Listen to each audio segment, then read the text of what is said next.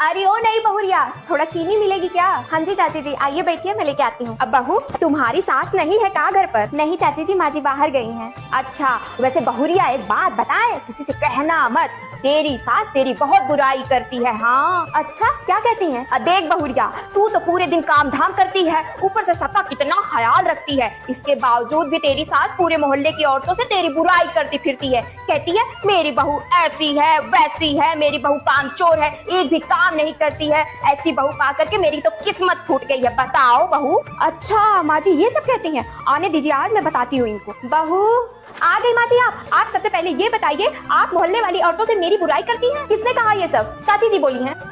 क्यों रे कमला, मेरे ना रहने पर यही सब करने आती है मेरे घर? नहीं, मैंने कब कहा बहू, मैं तो बस। चुप कर, तेरी इन्हीं सब हरकतों की वजह से तेरे और तेरे बहू के बीच में हमेशा लड़ाइयाँ होती रहती है, और तू यही काम मेरे घर में करवाना चाहती है। निकल जा मेरे घर से, और अगर दोबारा मेरे घर में आई ना तो तेरा पैर तोड़ दूंगी।